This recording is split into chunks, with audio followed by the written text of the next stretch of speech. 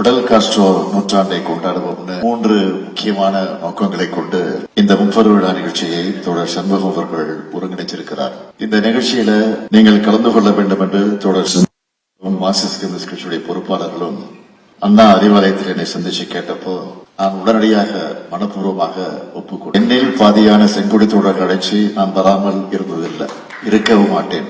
அண்மையில் எனக்கு ஒரு சிறு உடல்நலக்குறைவு ஏற்பட்டு மருத்துவமனையில் அனுமதிக்கப்பட்டது உங்களுக்கு எல்லாம் தெரியும். மருத்துவமனையில் அனுமதிக்கப்பட்ட அன்றுதான் தோழர்கள் என்னை சந்திச்சு இந்த நிகழ்ச்சிக்கு அழைப்பு கொடுக்க வந்தாங்க. அதுக்கு சில மணி நேரங்களுக்கு முன்னாடி தான் லேசான தலை சுற்றல் இருந்துச்சு. எனக்கு மருத்துவமனைக்கு போறதுக்கு முன்னாடி தோழர்களை எல்லாம் அறிவாலயம் வர சொல்லிட்டோம். அவர்களை சந்திச்சுட்டு போகலாம்னு அறிவாலயத்துக்கு வந்து செஞ்சுட்டு தான் நான் மருத்துவமனைக்கு போனேன். இதை ஏன் நான் குறிப்பிட்டு சொல்றேன்னா, நமக்குள் இருக்க தோழம் என்பது தேர்தலுக்கான நட்பு அல்ல, அரசியல் விஷயங்களை பார்ப்பதற்கல்ல. நமக்குள் இருப்பது கொள்கை நட்பு, கோட்பாடு நட்பு, லட்சிய நட்பு. இதுதான் பலருக்கு கண்ணை உறுத்துது.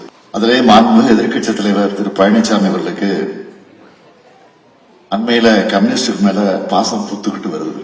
நாட்டுல யார் யார் எதை பேசுறது இல்ல, கண்டவெல்லாம் பேச ஆரம்பிச்சுட்டாங்க. அடிமைத்தனத்தை பற்றி பழனிசாமி அவர்கள் பேசலாமா? அவருக்கு நான் சொல்லிக் கொடுவதெல்லாம் இங்க யாருக்கும் யாரும் அடிமை இல்லை. மாண்புமிகு பழனிசாமி அவர்களே, நீங்க செய்தித்தாள் படிக்கிறீங்களான்னு எல்லாருக்கும் டவுட் இருக்கு. இருந்தாலும் நிச்சயமா தீக்கதிர் படிக்கிற பழக்கம் உங்களுக்கு இருக்காது. இருந்திருந்தா இப்படிலாம் பேச மாட்டீங்க.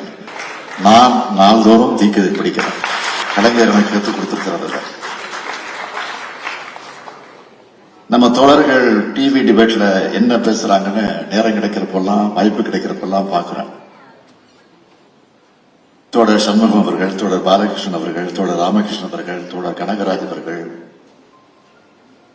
எல்லாருடைய பேச்சுக்களையும் விவாதங்களையும் எழுத்துக்களையும் நான் பார்க்கிறேன். அவங்க சுட்டி காட்டுறதுல உடன்பானது எது என்பதை எடுத்துக்கிட்டு நடவடிக்கை எடுக்கிறேன். கூட்டணி இருக்குன்னு அவங்க சுட்டி காட்டாமலும் இல்ல, அவங்க சுட்டி காட்டுறாங்களான்னு நான் புறக்கணிச்சதும் இல்லை. ஏன்னா எங்கெல்ல பாதி கம்யூனிஸ்டுகள். என்னுடைய பேரே ஸ்டாலின்.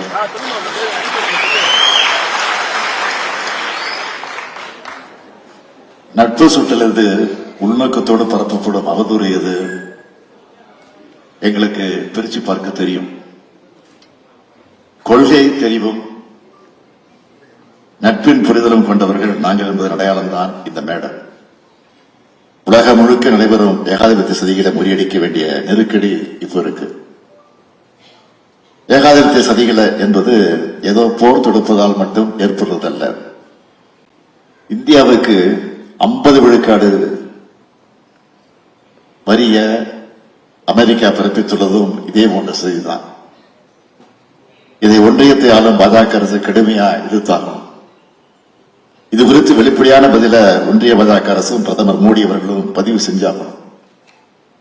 இந்தியாவுக்கும் அமெரிக்காவுக்கும் 5 சுற்று வர்த்தக பேச்சுவார்த்தைகள் நடந்து 6வது சுற்று பேச்சுவார்த்தைக்கு நாள் குறிப்பிடப்பட்ட நிலையில எதுக்கு அமெரிக்க அதிபர் ட்ரம்ப் அவர்கள் தன்னிச்சையா வரியை தெரிவிக்கணும்?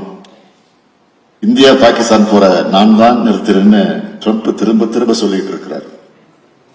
அது தொடர்பா இந்திய நாடாளுமன்றத்தோட இரு அவைகளிலும் எதிர்க்கட்சிகள் கேள்வி கேட்டா பிரதமர் மோடி பதிலே சொல்லல.